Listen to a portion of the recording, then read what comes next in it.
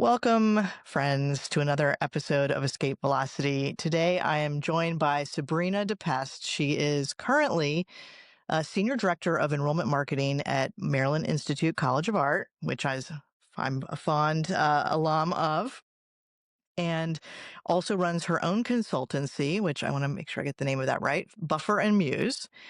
Sabrina is also the mom of a 14-month-old, so we can talk about all the parenting challenges that go along with trying to work and raise a baby. And prior to that, she's been involved in various fellowships and cohorts, like Future Fortune Connect Fellow, worked at Backroom in the past, and just has had a very interesting history, and has been at MICA now, Maryland Institute College of Art, which we'll refer to as MICA for those of you that don't know. um, has been there for 7 years, and we're going to just dive into all sorts of things. Sabrina, thanks for joining. Thank you so much, Tracy, for having me. Looking forward to this conversation. Yeah, well, me too. It's always great to sit down and talk to another woman who's, killing it on the creative side and is in a position in higher ed with an art school, which I think is super interesting, especially right now. So I have a lot of questions, but I guess where I want to start is let's go way back. How and when or if did you know that creativity was part of your DNA and something that was going to be an important part of your life going forward? Yeah, I love that as a first question. So I am from Baltimore, Maryland. My family is Haitian, and if anybody knows anything about Haitian culture, it is full of creativity, artwork, woodwork, metalwork, just vibrant colors all around, as well as music and performance. And so growing up, I've always been surrounded by that in my household, from the paintings on the walls of my parents' house to the music that we listened to at parties or even, eating dinner. So I will say that subconsciously, art and creativity has always been part of my life. I grew up in a household that, very traditional in terms of like, obviously go to school and get good grades. And when I was pursuing, um, you know, higher education, what college to go to, I didn't really know what to do, but I knew that I wanted to make an impact and be around people that were similar to me with a unique identity, being from the Caribbean. So I decided to actually move to Miami, pursue higher ed. And I will say my intended major, my first major was computer science, and I quickly found out that that was not for me, for a host of reasons. But I played it safe, and I pivoted and decided to study business administration, and I concentrated in marketing. And it was my third year in college where I really got an eye-opening insight into how products and goods and organizations and brands are at the forefront of people's minds and how people consume. I remember taking classes on brand identity. I did a research project with USAID on how do we import goods from Mexico and all the challenges that might face into bringing goods into the U.S. and really working with the farmers and customers to understand, the economics of that, but also like how people perceive goods and imports of that nature. And so, yeah, so I will say it was not until later in college that I really was like, oh, what is marketing? And why do I feel this way when I see the Nike logo? Or why do I feel this way when I am super, at the time, I was a very big fan of New Balance and Converse. And, I played sports and stuff. So I was asking myself these questions like, why am I so drawn to these brands? And so I think that was kind of the segue into figuring out like I like brands, I like organizations that really spark that emotion within me, and I kind of just follow that feeling as I've entered various roles and organizations throughout my career. Do you have an idea of how you wanted your career path to go once you started, or were you just kind of like, I'm gonna just put one foot in front of the other and see where it leads me? So, short answer, no, but I will say that. during my final semester at FIU, Florida International University, where I graduated from, I got an internship with the Miami Heat organization. And like I mentioned, I had always played sports. I played soccer, I played basketball, I ran track and field. And basketball was, I would say, my second love after soccer. But I interned there and just was completely blown away of just all the ins and outs of what it takes to bring people into an arena, into to watch a game. And when I finished that internship and I actually ended up getting an offer to work there, starting as an inside sales representative. And I remember one of my managers at the time was like, "Where do you see yourself?" Actually part of the interview process, like, "Where do you see yourself?" And I was like, "I want to be a GM of a general manager of a sports team," right? So, 20 something years old, I'm thinking that I'm into sports and I could, maybe manage and own a team eventually. And so that was kind of like what I thought I was going to do for very early on in my career. And then I just understood the nuances of what that would mean. And when I was working with the Miami Heat, the main part of my job as I progressed throughout that organization was really creating customer experiences for people. So obviously people come to a Miami Heat game to watch the players, but there's so much that happens behind the scenes where we had worked with organizations and nonprofits and lawyers and all sorts of people to really bring their teams and their groups together to build camaraderie, to build collaboration and partner with other people and also do a little bit of fundraising. So there's a lot of experiences that we sold, Yeah. not just watching the Heat game, but high-fiving the players when they come out to the court or the high school teams playing basketball on the court. And so that really lit me up and seeing people walk into the arena for the first time and just being able to be that catalyst to have to be able to provide a memorable experience for people. That really sold me in the sense of like, okay, I want to continue down this path of like, how do I create amazing experiences for somebody, regardless of the industry, regardless of the organization. And so that's been my core in terms of what I really enjoy and what I kind of uh, follow in the sense of like where my career um, will take me and where it has ended or where it has taken me. Just being able to pivot and align with creating impactful experiences for people. Yeah, what a amazing experience to have that, right out of school and with that kind of an organization and energy and with your passion for sports already there. I'm sure that shaped a lot of what continued to drive you going forward. Um, Now let's so did you come back to Baltimore for to work with like what brought you back to Baltimore? Yeah, yeah. So my journey is definitely a winding experience, but essentially after the Miami Heat, so I was there for 6 years. I was there when the big three, so LeBron James, Dwayne Wade, Chris Bosh, were there, and I left the season after we won the 2012 championship, and it was actually during that season where there was a lot of blogs and influencers and people talking about do what you love, quit your job, entrepreneurship, and I really wanted to see what else was out there for me. So around that same time, I was heavily into CrossFit and found my tribe there in Miami. And I really wanted to come back to the Northeast. I was traveling pretty often to visit family in New York City and Brooklyn in particular. And like every time I went to Brooklyn, I'm like, I need to be here. And so I did take the leap. I left obviously a very comfortable and amazing job to really pursue what was next. And I didn't want my identity to be tied to the sports person or the Miami Heat person. I really wanted to see what else was out there. So I pursued a passion and did CrossFit coaching and personal training, lived in New York, got completely burnt out in New York after about a year. And that's when I decided to move back home to Baltimore to kind of regroup and just really think about being intentional around what do I actually want to do in my life and my career. So, very existential questions and, have a safe space back home, moved in with my parents.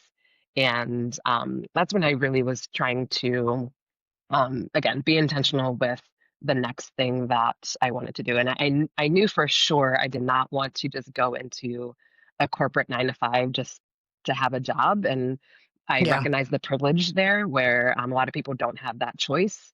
Um, but I really wanted to make an effort to curate and craft a life that I really and to design a life that I really enjoyed. So that's what brought me back to Baltimore. And so I've been, in the area essentially for about I guess like 9 years at this point, 10 years, 9 years. Yeah. You mentioned burnout. I mean, I'm sure New York can burn out people for no other reason than New York. Were there other things at play there? Was there were you missing that creative? I mean, I know CrossFit has its own type of creativity, but talk a little bit more about that. Yeah.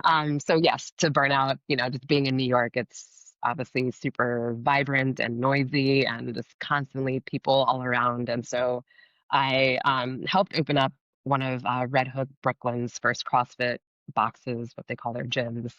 And then at the same time, I was personal training at Equinox in one of the Brooklyn neighborhoods. Um, and I was just commuting, like I was riding my bike throughout the New York streets. I was living with friends and family. Every couple months I would move to a new place. It's very scrappy. Working as a personal trainer, CrossFit coach. It's not a salary job, so it's part of selling. You have to get clients in, and so just doing that day in and day out, and also not being able to necessarily curate my own schedule. Right, I was at the will of my clients who they have jobs also. So they needed to be at work at 7. So they wanted to train at 5 o'clock in the morning. So it was one of those just uh, coupling of, you know, biking everywhere and just not being able to curate my own schedule um, and just trying to make ends meet, which can cause burnout. And I'm a very committed person. And so I was trying to do everything that I could to make it work. And I had a what they call a come to Jesus moment where it just was not good for my health to stay in Baltimore or sorry, to stay Oh in yeah, you Brooklyn.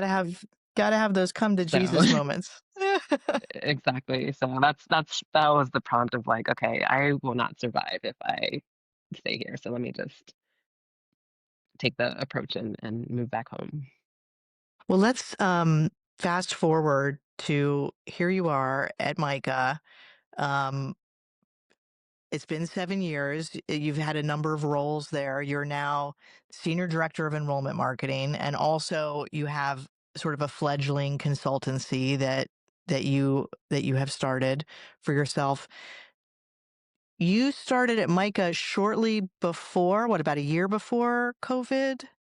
Was it Correct. Yeah, I 2019? started in, Yeah. in January 2019. Yeah, yeah. Okay. So, Yeah, so mm, oh, I was just going to say, talk a little bit about sort of your entry. You started with MICA. Had you had any experience or um, interactions with MICA prior to the getting the job there? Like, just how did that happen? yeah, so it's really interesting how I got into MICA. And so I will say, like I mentioned, I'm from Baltimore County, and I was not familiar with MICA at all until probably a couple years after college. And I got the job actually through a really good friend of mine who is an alum of one of our dual degree programs, the Mamba program of Johns Hopkins University.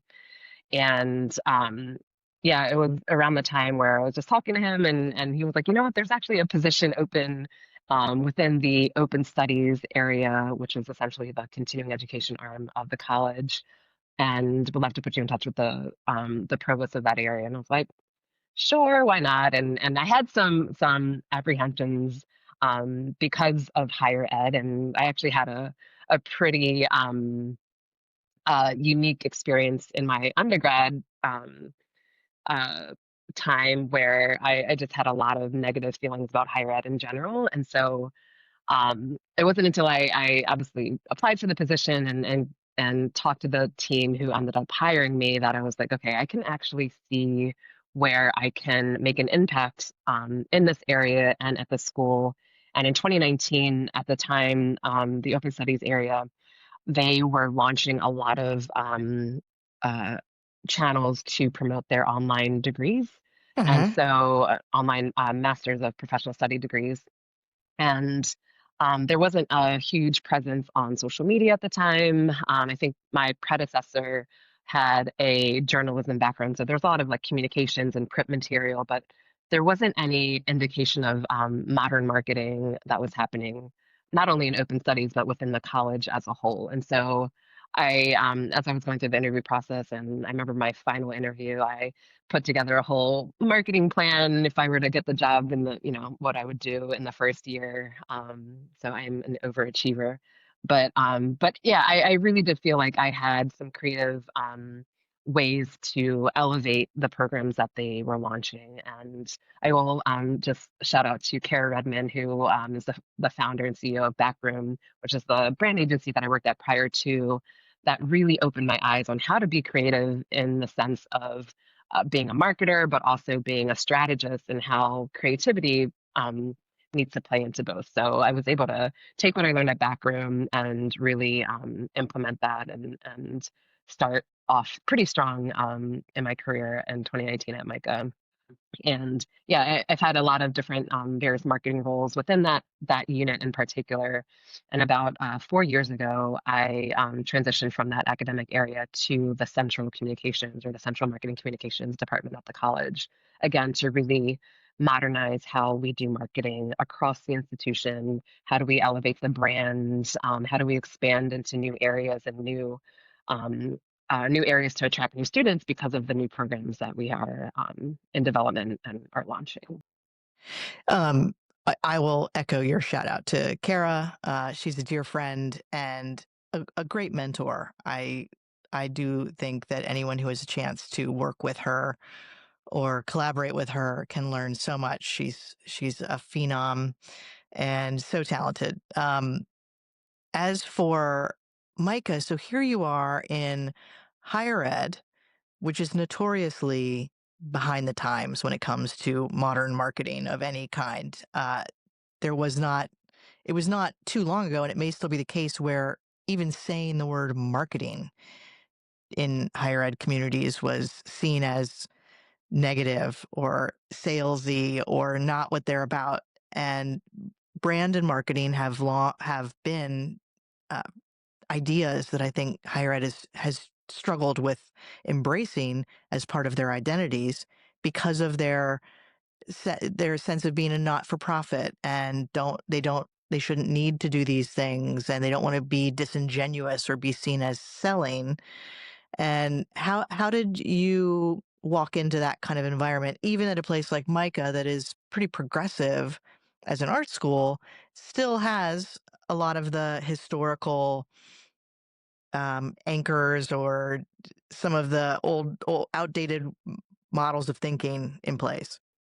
Yeah, I love this question. And I love it because, yeah, there are so many different nuances when it comes to higher education. And like you said, art and design colleges in particular, obviously they're very niche, lots of creative folks. And so I will say it has been challenging to really socialize what marketing is at the institution, and really try to align folks, whether they're staff, faculty members, community members, on what marketing is and what it isn't, and what branding is and what it isn't. Obviously, in art and design school, there are lots of graphic designers and people who develop brands and brand identities. But being able to, like I said, socialize marketing in a way um, that highlights the efforts of our faculty and the people who actually develop the programs and the curriculum and the products. I will say product is another word that is Dirty word. It's a a dirty dirty word. word. Don't say it. It's a dirty word.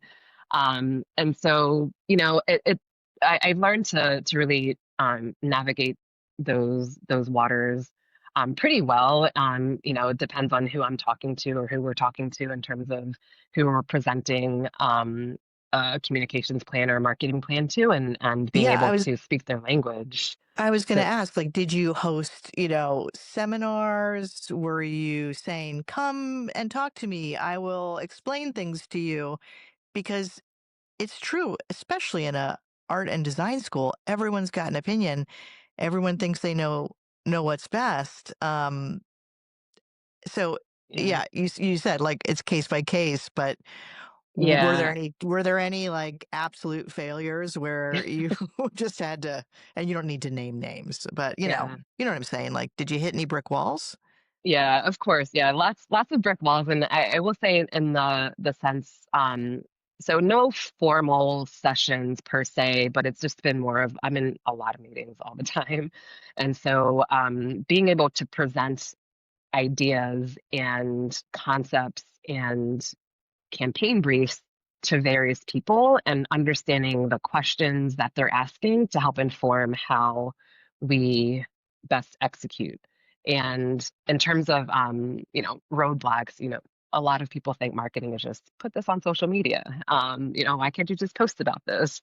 And so it's being able to educate in a way of presenting a strategy or a brief that really outlines like who are we talking to, what are the goals, what is the outline of the ways in which we are going to talk about this program, and what are the channels, like the whole marketing mix, whether it's social media or a video that we need to develop. So being able to present the strategies and plans and briefs in a way that addresses people's concerns, but also, I do have to be diplomatic sometimes to really say like, no, this is what we're going to do, and we can tweak as we see how the campaigns are performing, but this is our plan, and this is what the market is saying. So yeah, it's been I think there are more people that really understand the direction that my team is going in terms of how we're expanding our marketing efforts and being intentional with who we partner with to tell the stories and to talk about the programs. And I think a lot of our faculty in particular are excited because we're there's a whole team that obviously goes through like renewal and a launch process of when we produce and put on new programs and new degrees. And part of that process when faculty members and area chairs or area heads are proposing new degrees, there is a marketing component that they have to address, and they have to be able to answer some questions that really get them to understand, like, again, who's the audience that we're trying to reach? Where are they? So we're bringing them on board our process to help them understand what marketing is through their lens and through how they're proposing their programs. Now, I always think this is such a challenge in marketing in so many aspects, but if you can get it, it's the best kind of ammunition, and that's proof, right? That's outcomes. Look, we decided to do this, and here's the result. And this is better than what we hoped for, or it's different than what we hoped for, but we're going to look at what we get back, and then we're going to build on that instead of a shotgun kind of approach where, hey, we think this looks good. We're going to put it out, not really worry about the outcomes or the results, and then, move on, rinse and repeat kind of approach. How did you weave that into your work internally to get support and buy-in? Was there a specific approach to that, or was that just a natural process? Yeah, so I will say it's not just me. There's a whole team behind launching and relaunching and renaming programs to see what sticks. So for example, we've had, like I mentioned at the start of the MICA transition, we have a lot of online degree programs, master professional studies programs. And we've had them for probably, I think our first one was in user experience design, and that was about 14 years ago. And we've launched several after that. But one of them in particular, was called the Business of Art and Design, and the students had named it the BAD program, right? So for 10 years, it was the BAD program, which, for as you can tell, it's not the best way to describe the program. But aside from that, that program in particular, we were hitting like a ceiling of who we were getting into this program. And so there's a whole team that works through redeveloping the curriculum, even just the way that somebody consumes the MPS degrees now. Before they were live synchronous courses, and we've pivoted to asynchronous, which has expanded obviously who we can bring into the programs. But the formerly known as Business of Art and Design program has been changed to Business for Creatives, and with very, very little marketing dollars behind that program, when we made that switch last year in 2024, we saw that first fall class of about 17 or 18 students, which is huge for, again, very little marketing effort. And so working with the team and really working through the ways in which the curriculum is being deployed, and just something as simple as renaming something to attract a different audience or a wider audience has been something that has been beneficial in terms of how I'm able to now work with our other partners and vendors to really create targeted campaigns based off of the people that we're trying to attract.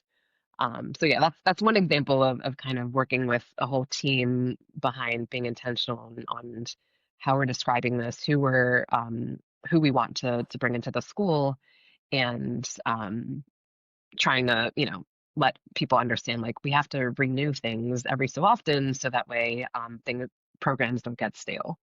Yeah, well, I mean, it's a great example. And then you've got the proof of the enrollment and the interest expanding to say, okay, we were successful here. This was a good decision and it's benefiting, everyone. And no one can Exactly. call it the bad program anymore. Exactly. It's Exactly. a win for everyone. So, I mean, obviously COVID has really impacted, I think, higher ed. Uh, and now we are in this very tumultuous time.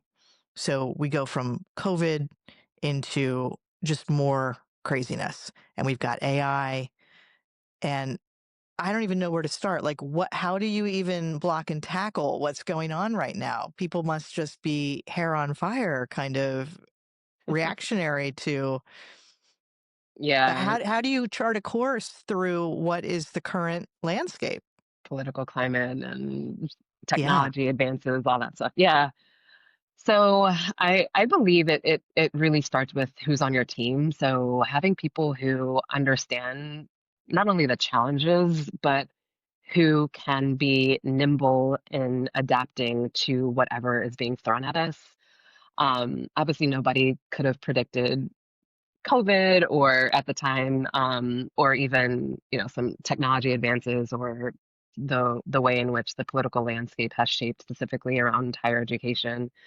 But I truly believe that as marketers and as people in creative fields, you have to be nimble. You have to be open to change. It's obviously not easy, and change is very hard. And I think, and I've I've, there's been several instances where I'm just like, oh my gosh, there's just another thing that we have to monitor and shift and change, and that's hard. Like it's just it's hard, It's right? never Like it's boring, never right, it's boring. it's never boring, and it's hard.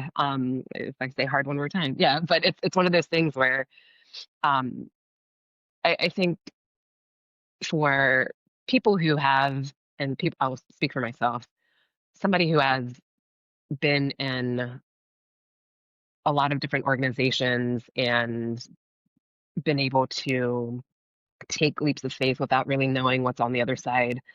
I believe I have built that resilience, and I come from a very resilient family and culture and all that stuff. But I think you need to go through those experiences in order to be able to adapt to the changes and to adapt to whatever's being thrown at you.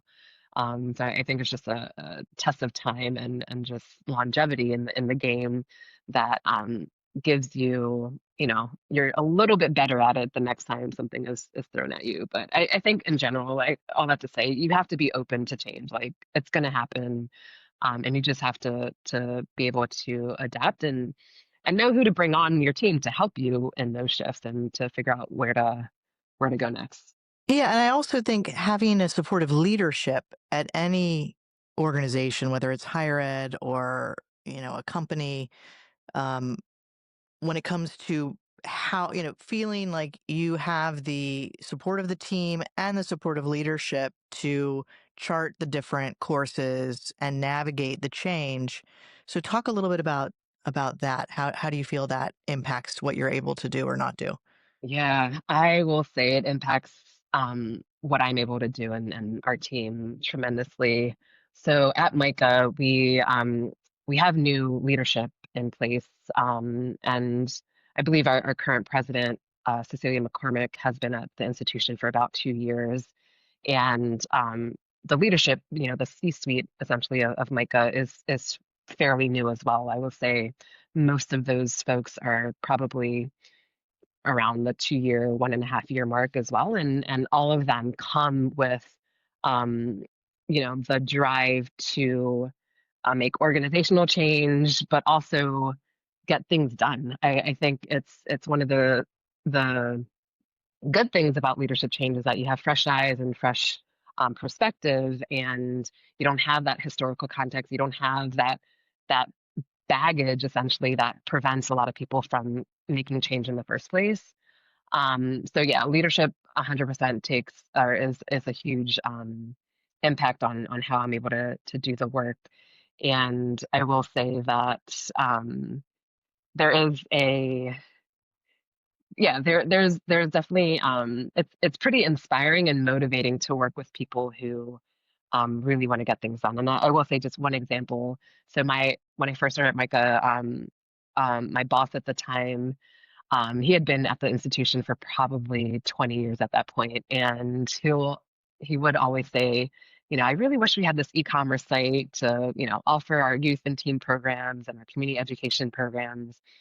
And he would say that often. And I had been there for 4 years, and it wasn't until this current year that we finally have this like e-commerce site. But we have a lot of new leadership, a lot of new team members that are able to get this stuff off the ground in a way that, my previous um, boss couldn't. And I think a lot of that has to do with our current leadership and understanding, again, what needs to shift in order to not only get things done, but to create a great experience for our students, to create a great experience for prospective students, to be able to trust us and to, spend their dollars in there and also, basically pick us to further their careers and their creative pursuits. Let's talk about AI.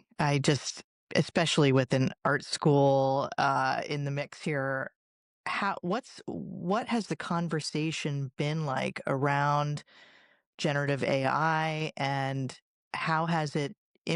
Just tell me about the conversations that are being had at MICA, because I'm genuinely curious. Yeah.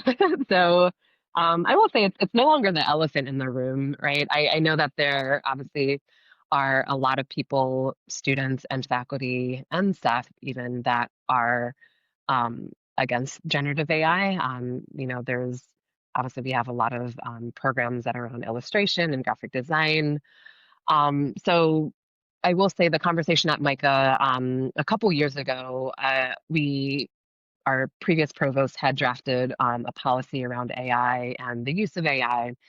And that was a start. I think the conversation, not I think, the conversation is definitely still going. It's not, I don't think it's ever going to be a finite thing like MICA's policy is XYZ because the technology is changing all the time. And I personally believe that we can't limit ourselves um, to not doing it or not doing it. Like we have to embrace this technology and figure out a way that really can have this tool be that be a tool to help, whether it's your creative pursuit or your curriculum development, whatever it is. So I know there's been a couple subcommittees at the college that were thinking about this. There's been surveys that have been sent out to students and faculty just around sentiment around AI. And my colleagues at the library actually produce those surveys, and it's actually public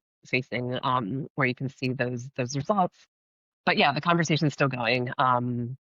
And yeah, there's some students that are like, yes, this is, this will make a lot of sense. But then there are those that are like, why would I get this degree if my job is not going to, or if my practice is not going to exist because this tool is going to replace my practice. So I understand both avenues, but I do fully believe that we need to embrace it and figure out a way that it will help all of us.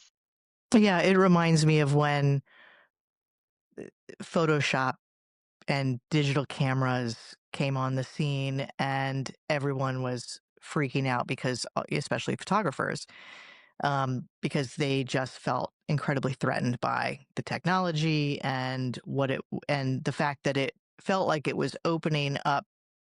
And it did for a while, right? Everyone was like, I can do that. I can get a digital camera now and use Photoshop and make these amazing images. But without a creative education and background, you're still using tools. You need to know how to use them.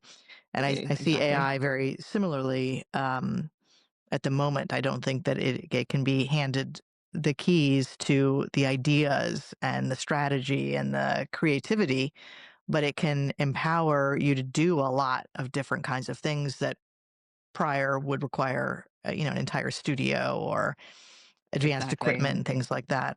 Yeah, and I will say that I know for sure the AI in general has been embedded within the curriculum on the graduate side, on the online degree side in particular. And we also offer and have offered courses in the past around AI, and part of the curriculum of those courses have been around ethics and responsibility. And so we always want to make sure that we have that lens and that framework in place so that way people are not only educated but can use it in a way that is responsible.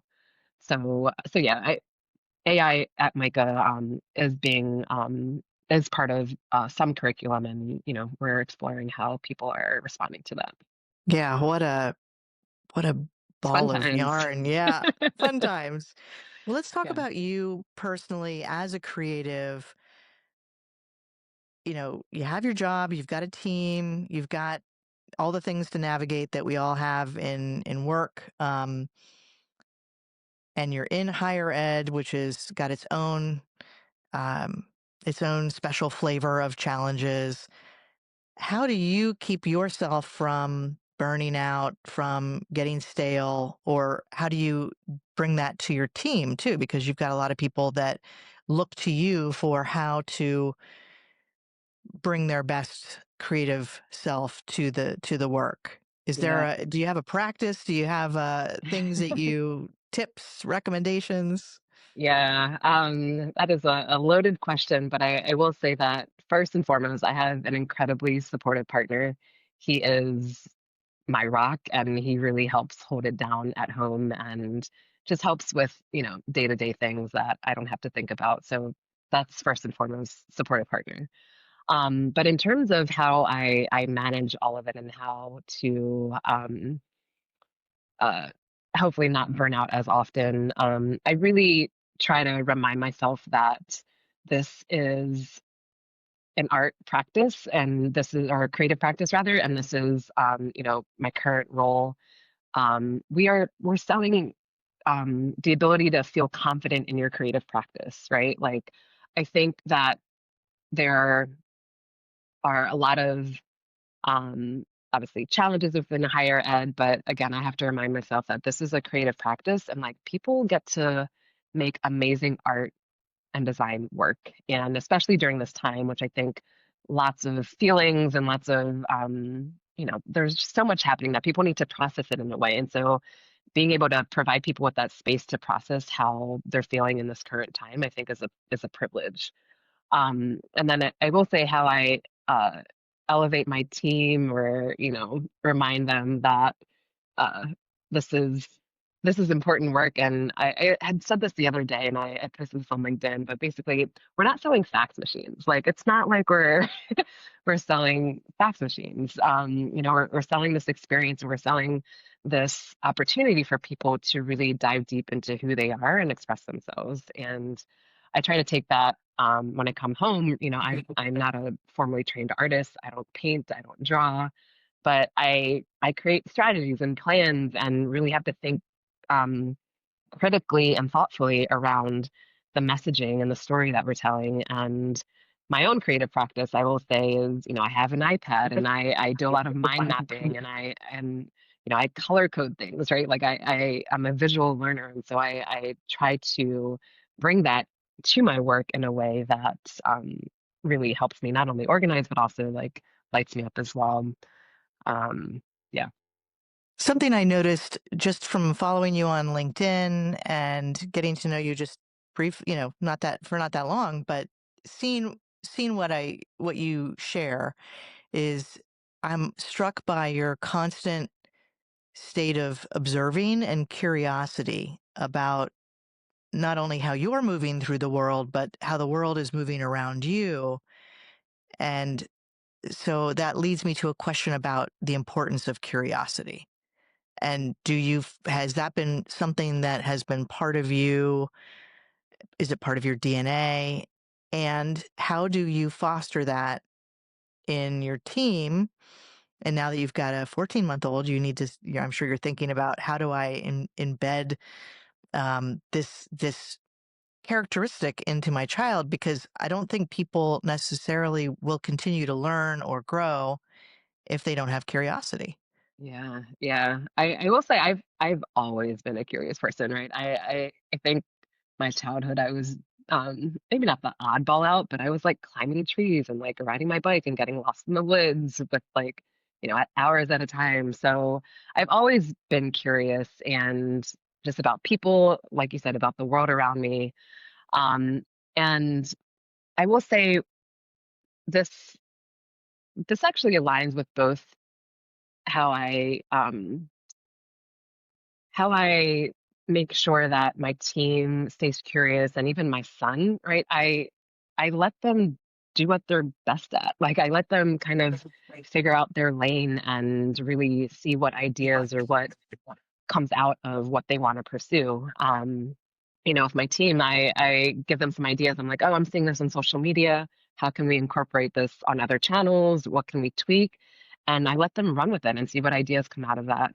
And then with my son, he's only 14 months, so everything, he's curious about everything right now. And my partner and I, we let him play. We let him, I would say not in dangerous ways, but we let him explore and not try to impose what we would do in a situation if he's, rummaging through his toys. So I think again, it's allowing people to have the freedom to really pursue what they're interested in and giving them some gentle nudges of like asking the questions like, oh, why do you think this is the best approach? Or why do you believe that we should go, down this path and giving them the floor to be able to do that, I think sparks that curiosity within them. You mentioned a few times taking that leap, you took the leap when you decided to leave Miami Heat. And you said, at the time everyone was out there saying, follow your passion and do what, do what really charges you up, lights you up. And sure, there are a lot of people that say that, and it is a privilege if you're able to take those leaps. But I think some people always put that off. Even if they can take the leap, they give themselves they move the goalpost constantly. I'll do it when, when I get this level of security, then I'll take the risk, or those sorts of things. How much do you think, and you mentioned resiliency too, but there's got to be some risk tolerance to both continuing to be curious. I mean, I think children are naturally curious, and then it kind of gets beaten out of them through formal education, um, in the elementary and high school type curriculums. And but curiosity is one thing. Having the the resiliency to take the risks or make the jumps or make the changes. Where do you think that how do you build those muscles with the team, with yourself? Yeah. Good question. Yeah, there's definitely fear that that is part of the process, and I think it's being able to know where to place the fear. I think for a lot of people, like you said, there's always like, if I make X amount of money, then I'll do this. Or if I have this lifestyle, then I'll be able to do this. And I think what prevents a lot of people, and myself included, I've done this and have experienced this, is there's fear that comes in because you don't know what's going to happen, and you might not have that safety net. And I what I've learned, in hindsight, even though I'm very grateful for where my career and where my life has ended up. I will say that in hindsight, I could have been a little bit more strategic around making that leap um, and aligning things in a way that weren't so drastic or abrupt. So one thing that I think is helpful for people to know is that if you have that inclination or you're thinking about that next move or that next thing that you want to do, test it out before you actually make the leap. Like, talk to people, put a project out, start writing about it, get it out in a way that gives you some type of feedback to help you understand maybe when and where you should make that next move. And I will say there's a lot of unlearning that needs to happen too, right? Like you mentioned, you get stuck in the process and the systems and the ways in which you've learned about something, that there is a lot of internal work that needs to happen to kind of unlearn these patterns that are blocking you from doing XYZ. And so something that I've practiced for a while is, yoga, really, even walking, just being able to sit with your thoughts, which can be scary, right? A lot of people are afraid, again, fear to even sit down and allow themselves to think that they have the ability to do XYZ, and that takes a lot of practice and just, Yeah. again, coming to terms with and being honest with yourself in terms of what you want to do and why you want to do it.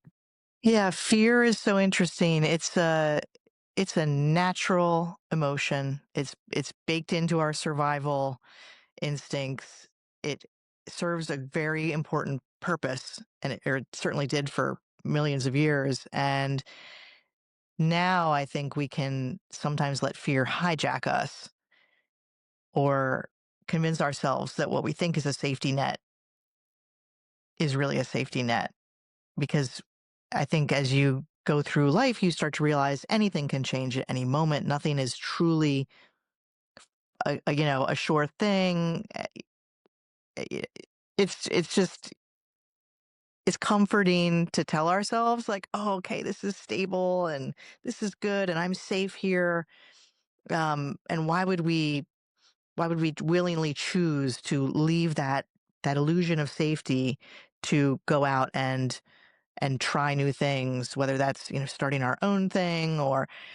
And as an artist, I had to learn to get brave m- about putting myself out there very early, and I think that's something that you learn as a creative that a lot of people struggle with, which is you do have to put yourself out there. It's vulnerable. It's scary. What if everyone hates it? Well, then you got a really strong reaction. That's better. I Yeah. always tell people, don't worry. You're probably not going to get any feedback. Um, so whatever you're thinking might happen, it's not really going to be that, but it will hopefully be something. And you Yeah. will start that practice of putting stuff out, whether it's an idea, a business plan, a piece of Yeah. art, a strategy, a marketing campaign, whatever it might be. You're you just have to put it out there and Yeah. then go from there. And Yeah. I will say that there are moments, and I'll speak from my own experience. There's moments where things can radicalize you, right? Like I remember working with the Miami Heat, and this was during the first recession in 2008, where I remember HR walking through our offices and like 20 or 30 people got laid off in one day. And that radicalized me. I was like, it doesn't matter what degree you have, how many years you've been at the organization, what skill Nobody's sets you safe. Yeah. have, right? I mean, yeah, I mean, but at the time I was like, this is crazy. And that radicalized me. And that's when that was in 2008. And it took me 4 years to really make that leap. But I always had that in the back of my mind. I'm like, I could get fired at any time, even though they love me. I did a great job, but like, I don't have that. Like I'm not in charge, right? And I think that's part of the reasons why I took these leaps, and for people in general too, there might be those moments and things that radicalize you that force you to take action or force you to think about what to do next, because you don't want to be in X position. Um, so yeah, I always keep that in mind, and that's part of the reason why I started, Buffer and Muse. I started my marketing podcast just to have other Yes. things that I own, that I control, that light me up and that fulfill me in a way that I don't necessarily need to depend on other people to So great. I'm decide. so glad. I'm so glad you brought that up. And yes, your podcast too. For anyone that might want to check that out, I know it's been a little bit of a hiatus because of the new baby. But what is the name of your podcast, or how can people find it? Yeah, so my podcast is called Musings on Marketing. It's available on all platforms. And yeah, I'm hoping to relaunch that in 2026, but there's about, I don't know, 15 episodes. I don't even remember. But yeah, there's some good gems and some great people I had conversations with, That's great. that you should check out. I'll include a link in the show notes along to where people can get in touch with you. But I think that you talk about being radicalized and just realizing that sense of stability is a bit of an illusion, and that you I do think there are a lot of people that think it has to be one or the other. I've got to either have the safe conservative, you know, I just do what I'm told. I'm a cog in a wheel, but I'm safe here. Or they've got to take the leap and completely leave that all behind and start some big endeavor. And what you just talked about was so much more reasonable, right? You started a podcast, you started a consultancy, you've started to lay a groundwork that's yours. It's your landscape. Sabrina decides who comes in, who what goes out, and that sense of control. I think we see it everywhere now with the gig economy and with what the just general economic shifts have done is they've made people realize that you don't want to have all your eggs in one basket, and why not take a little bit of time out. And you've got so many tools now to empower your getting yourself out there in whatever way that you want to, whether it's to try to get clients or to share ideas, that you don't need to be one or the other. You can sort of spread yourself out a little bit and make them. I mean, if you're doing this with a 14-month-old at home too, like, Yeah, yeah, a supportive partner helps, but I think that it doesn't have to be a giant. You don't have to say, I'm going to go climb Everest. It's just, how about I just put one pole forward over here and also one pole forward over here, exactly. that keep your spirit going while you're in the midst of things that, might feel safe, but that it is all a little bit up in Yeah. the air. Yeah, exactly. Yeah, and that's one of the things, again, lessons learned from my Miami Heat days, and really again just being strategic around, like you said, how do I not put all my eggs in one basket? And again, like these are fun creative projects for me. So I'm not Yeah. like forced to do them. I can do them on my own time, and there isn't that pressure. But you did mention, a thing about control too, where yeah, you could I think anybody um has somewhat of control of their own destiny, and um, have support people that can push them in that lane. So, yeah, I think that it's important to, like you said, take things bit by bit and not think you have to do everything all at once. And reach out and get feedback. Right. Right, exactly. Keep those critiques going. It's not as scary as you think it would be. And Sabrina is a great example of someone who's remained curious and engaged with your community. And, that's how we met up. And even though I knew of you, you were like, oh, I'll pop by. I'm right around the corner. And it's not so scary. And, when people have reached out to me, I'm sure people have reached out to you to get maybe some advice or some feedback or even some mentoring. You would Don't be afraid to reach out. If you're curious about something, reach out. Chances are someone doesn't get a lot of inquiries and would be happy to share or help in your own journey. So I'm not going to offer Sabrina up, but I'm offering myself up, right? Yeah, I love to be to be contacted and asked any questions if I can be of help. But likewise. it is that first step. Get out there, test out your ideas, what you're thinking about, get ask for good feedback.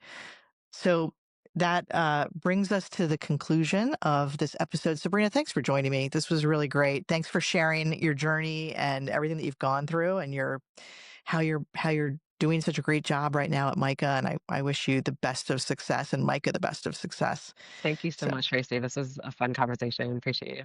let's do it again soon.